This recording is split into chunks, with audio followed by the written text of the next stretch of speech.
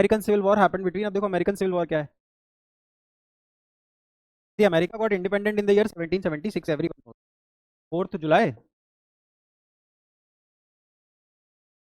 1776 is the day when America has got independent. Now America got its independence from Britain, है ना। अब धीरे धीरे धीरे अमेरिका ग्रो कर रहा था, बट होता क्या है, ये 1861 से 65 वाले टाइम में अमेरिका में सिविल वॉर हो जाता है। सिविल वॉर मतलब गृह युद्ध। गृह युद्ध क्या होता है, जब घर के लोग ही सारे सिटीजन्स आपस में लड़ने लगे तो उसको बोलते हैं गृह युद्ध। If Indians start fighting among themselves, North Indians and South Indians start, let's say assume start fighting themselves, it will be a situation of civil war. यही सेम सिचुएशन बन रहा था यूएस में भी। तो अगर आप यूएस के मैप को ध्यान से देखोगे तो यहाँ पे कुछ नॉर्दर्न टेरिटरीज हैं, यहाँ पे कुछ सदर्न टेरिटरीज हैं। इन्हीं दोनों ग्रुप्स के बीच में क्या चल रहा था, सिविल वॉर। सिविल वॉर क्यों है, क्योंकि गृह युद्ध है, ये भी अमेरिकन ये भी अमेरिकन। ये वॉर क्यों कर रहे थे, देखो जो नॉर्दर्न एरियाज थे वो कहते थे स्लेवरी को एबॉलिश कर दो, slavery should be abolished, while people from down south they said slavery should not be abolished, slavery should not be abolished। इसीलिए आपने सुना होगा अमेरिका के एक प्रेसिडेंट हुए जिनका नाम था अब्राहम लिंकन, अब्राहम लिंकन। तो Abraham Lincoln was a qualified lawyer and a strong supporter of abolishing slavery. Abraham Lincoln भी चाहते थे कि स्लेवरी को क्या किया जाए, एबॉलिश।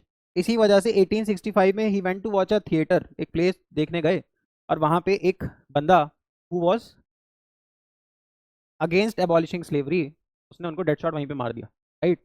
तो this became a very popular incident in America.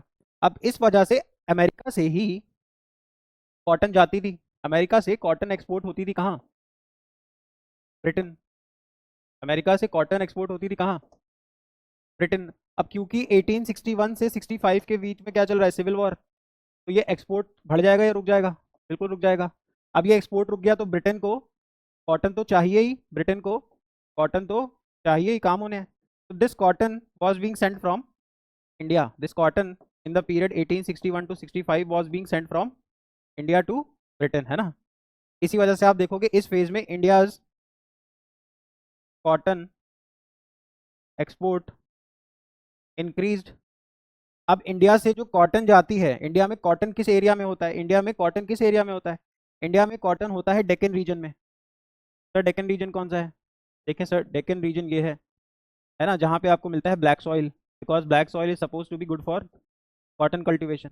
इसीलिए आप देखोगे 1861 से 65 तक ये डेक्कन वाला जो किसान है वो खुश हो जाएगा, क्योंकि एक्सपोर्ट बढ़ के पैसे कमाने लगा। अब जैसे ही ये सिविल वॉर खत्म होगी, जैसे ही ये सिविल वॉर खत्म होगी, वापस से जो एक्सपोर्ट्स हैं वो कहाँ से आ जाएंगे, यूएस से। यूएस और ब्रिटेन नज़दीक है, इंडिया से ट्रांसपोर्टेशन कॉस्ट ज़्यादा लगती थी। अब जैसे ही यूएस से वापस कॉटन जाने लगा, इनकी डिमांड कम हो गई, इनकी डिमांड कम हो गई, इसीलिए डेक्कन में क्या आ गई, क्राइसिस। डेक्कन में क्या आ गई, क्राइसिस। इसीलिए आप देखोगे 1878 के आसपास जब पारा सर से ऊपर चढ़ जाएगा 670s में, तो डेक्कन में हो जाएंगे डेक्कन राइट्स, दंगे हो जाएंगे, क्योंकि वाली डिमांड आ नहीं रही जो पहले आ रही थी अमेरिकन सिविल वॉर से। तो everything is very interlinked, right, everything is very interlinked. तो American civil war happened between 1861 to 65।